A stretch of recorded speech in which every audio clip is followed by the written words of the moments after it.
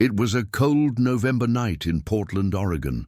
The light rain tapped against the windows of the small apartment in the Alberta district, and the smell of burnt coffee filled the kitchen. At the table, two sisters argued as if the world were about to end right there. "You're crazy, Anna, completely crazy," shouted Sophia, the younger one, slapping her hand on the wood. "How do you expect me to believe these letters are from you, from the future?" Anna, 34, a high school history teacher, took a deep breath. Her brown eyes were red from weeks of crying. "I'm not asking you to believe blindly, Sophie.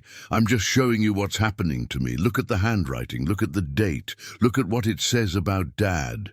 Sophia picked up the most recent letter with trembling fingers. Cream-colored aged paper, black ink, from a Pilot G2 0.7 pen, the same Anna had been using since college. The date at the top, March 14th, 2031.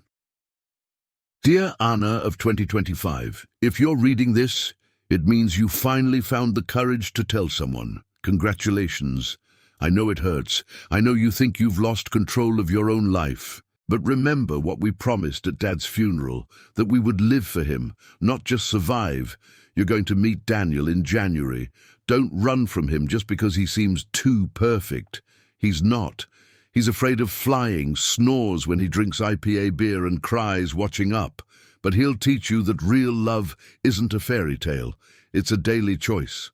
And most importantly, stop blaming yourself for Dad's death. The heart attack didn't happen because you argued with him the week before.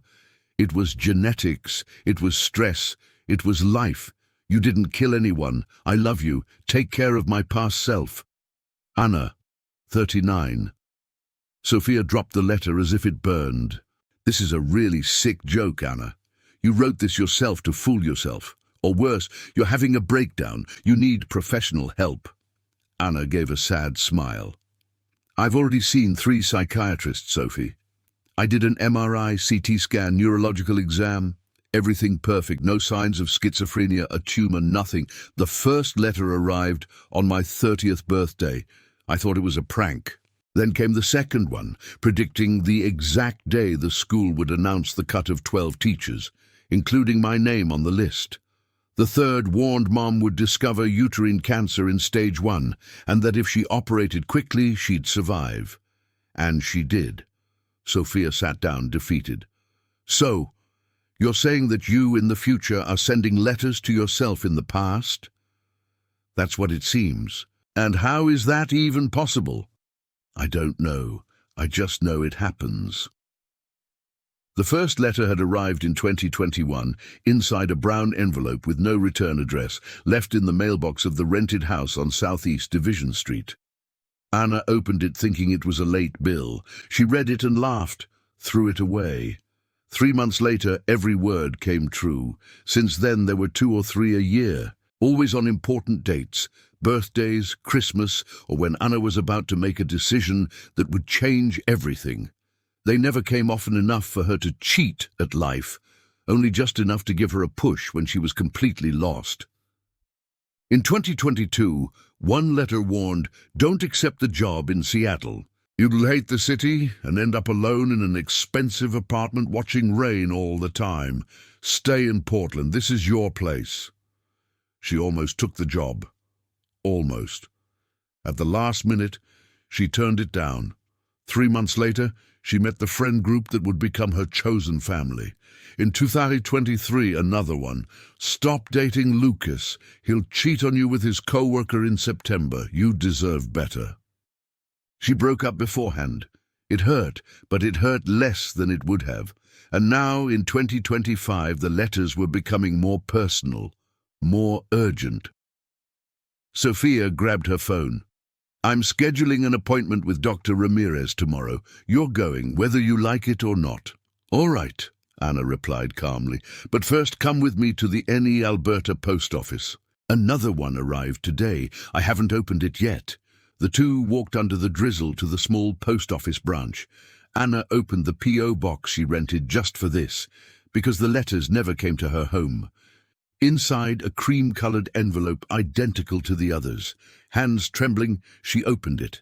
November 15th, 2025. Dear Anna, if you're reading this with Sophia beside you, take a deep breath. She'll try to have you committed. Let her. Spending a few days at the Rest Clinic in Troutdale will be good for you.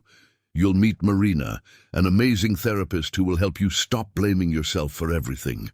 And you'll learn you're not crazy. You're going to receive a job offer in Los Angeles next week. You will accept it.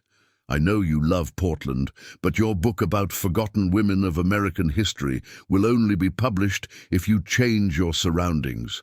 The publisher is HarperCollins. The editor's name is Daniel Cohen.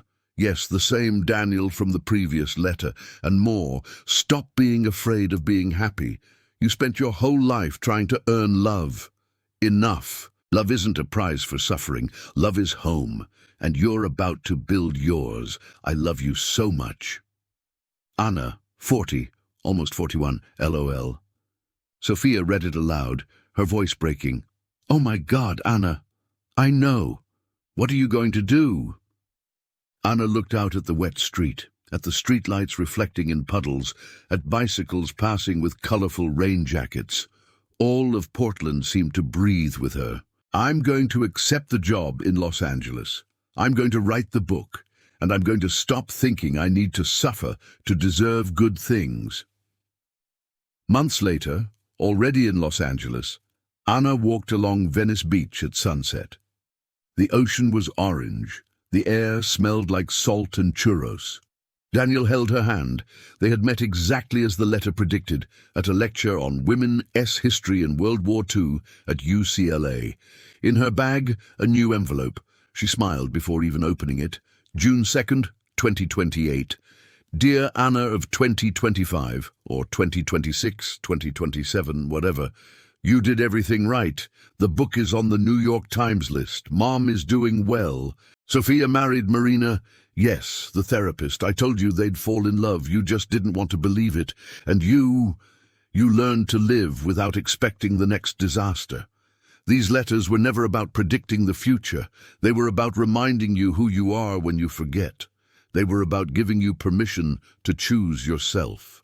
This is the last one. Not because I stopped writing, but because you don't need them anymore. You already know the way. Be happy. You deserve it. You always did. With love, me, you, us. Anna folded the letter, put it in her pocket, and looked at the horizon. For the first time in her life, she didn't feel afraid of what came next. Because she finally understood. The future doesn't send letters to those who've already learned to write it with their own hands. And that is the greatest lesson any of us can take. Sometimes the voice we need to hear the most is our own, coming from a place we haven't reached yet. But we will. We just need the courage to believe we deserve to be there.